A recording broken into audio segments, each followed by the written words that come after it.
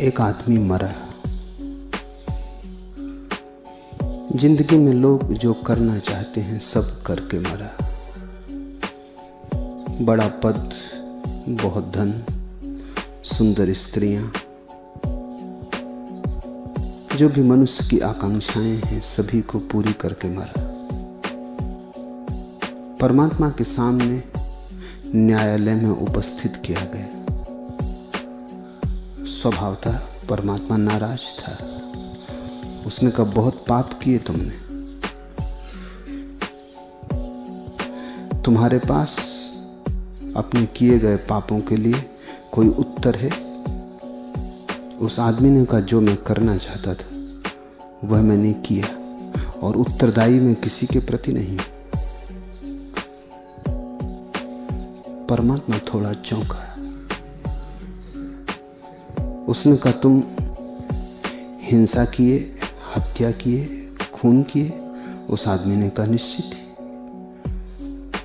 तुमने धन के लिए लोगों की जानें ली, तुमने व्यभिचार किया, बलात्कार किए? उस आदमी ने कहा, निश्चित ही। लेकिन उस आदमी के चेहरे पर सिकन भी न थी, न अपराध का कोई भाव था, न कोई चिंता थी। परमात्मा थोड़ा बेचैन होने लगा। अपराधी बहुत आए थे, ये कुछ नए ही ढंग का आदमी था। परमात्मा ने कहा, जानते हो, तुम्हारा ये बार बार कहना कि हाँ निश्चित ही मैं तुम्हें नरक भेज दूंगा।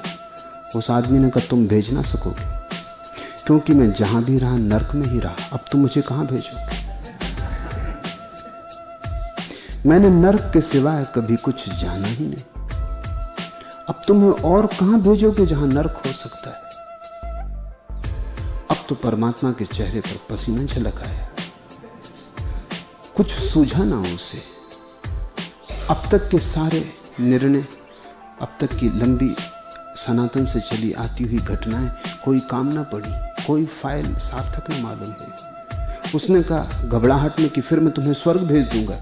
उस आदमी ने कहा, यह भी ना हो सकेगा। परमात्मा ने कहा, तुम आखिर हो कौन? मेरे ऊपर कौन है जो मुझे रोक सके तुम्हें स्वर्ग भेजने से? उस आदमी ने कहा, मैं हूं, क्योंकि मैं सुख की कल्पना ही नहीं कर सकता और हर सुख को दुख में बदल लेने में मैं इतना निष्णात हो गया हूं। तुम मुझे स्वर्ग ना भेज सकोगे, तुम भेजोगे मैं नरक बना लूंगा। मैंने सुख का स्वप्न भी नहीं देखा, सुख की कल्पना भी नहीं कर सकता हूं, तुम मुझे स्वर्ग कैसे भेजो?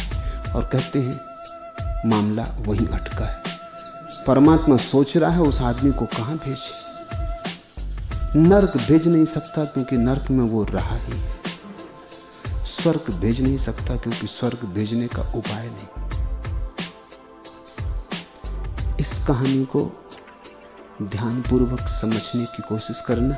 ये किसी और आदमी की कहानी नहीं, सभी आदमियों की कहानी। तुम वहीं भेजे जा सकते हो जहां तुम जाना चाहते हो।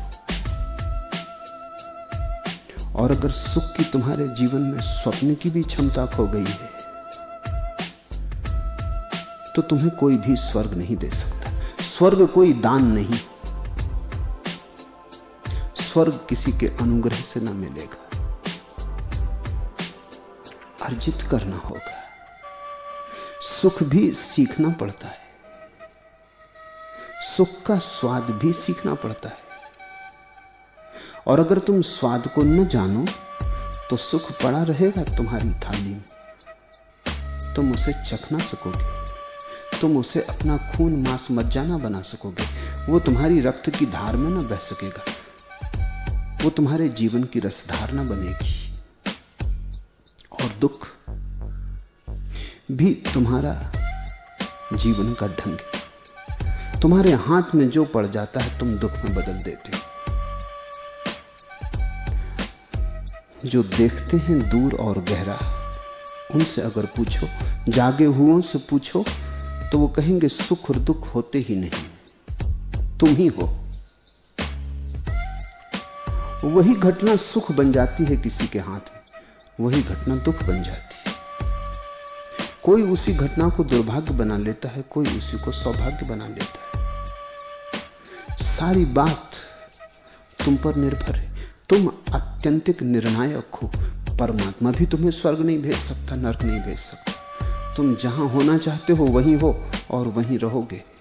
तुम्हारी स्वतंत्रता अंतिम है, तुम अपने मालिक हो। बुद्ध का इस बात पर गहनतम जोर है कि तुम अपने मालिक हो, कोई और मालिक नहीं। इसलिए बुद्ध ने परमात्मा की बात ही नहीं की। उन्होंने कहा बात ही क्या उठानी, आदमी आत्यंतिक रूप से जब खुद ही निर्णायक है तो परमात्मा को छोड़ ही दो।